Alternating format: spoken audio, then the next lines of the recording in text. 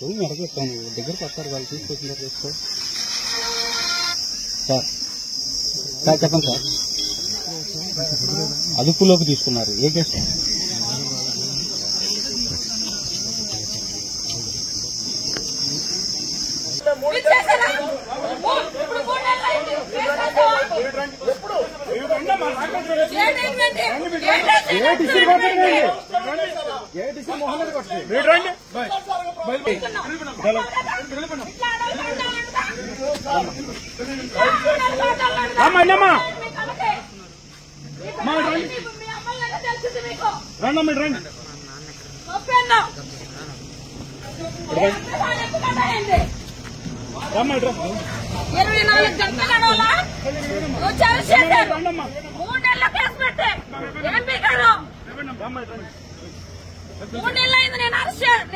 నేను కేసులు పెట్టి నా ఇంటి మీద సీసీ కెమెరాలు వేసుకొని సీసీ కెమెరాలు రికార్డులతో సహా స్టేషన్ లో ఇచ్చా. ఆ రోజు ఏం చేశారు మీరు? నా కారు మీద దాడి జరిగిందని చెప్పా. వాడిని ఏం చేశారు మీరు? పిచ్చి పిచ్చిగా ఉన్నాయండి, గేట్లు వేసి అంటున్నారు. 5-10 మంది ఉన్నారు. మిగిలిన మీరు ఒక్కనే ఏంటి తీసుకొచ్చారు? మోహన్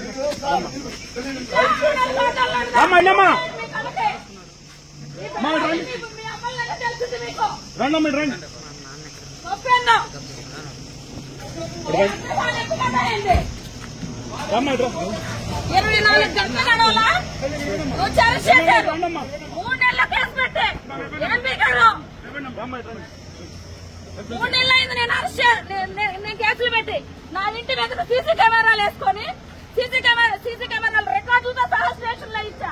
ఆ రోజు ఏం చేశారు మీరు? నా కారు మీద దాడి జరిగిందని చెప్పా. వాడిని ఏం చేశారు మీరు?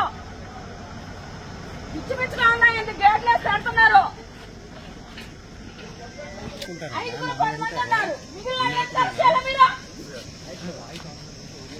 ఒక్కనే ఏంటి తీసుకొచ్చారు?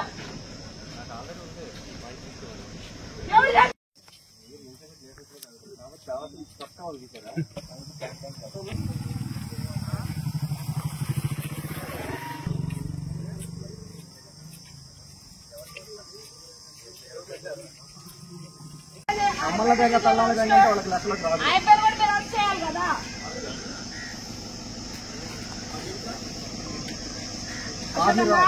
రాడ్డు పెట్టి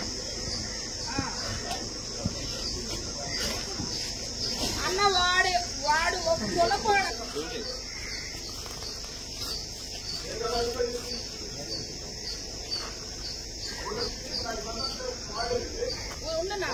మా బాధ దించుకోవాలి మమ్మల్ని. అలాగా ఇది 17/5/2025 రాత్రి సమయంలో తుళ్ళూరు మండలం పొందుటనాకాల విలేజ్లో బొడ్డేరు సెంటర్లో అదే గ్రామానికి చెందిన ఇసుకుపల్లి కృష్ణ ఎలియాస్ రాజు అనే వ్యక్తి నిలబడటం జరిగింది.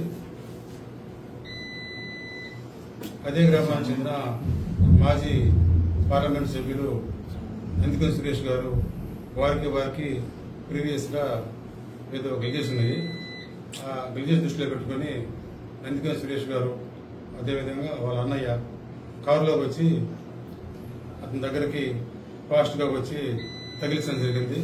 అతను కింద పడ్డాడు. ఏంటి చూసుకొని రబండి కారు అని చెప్పి అతను వాళ్ళని గట్టిగా మాట్లాడితే అదే టైంలో ఎంపీ గారు కారు ఫాలో అవుతున్న ఒక 7-8 మంది వ్యక్తులు కూడా ఉన్నారు.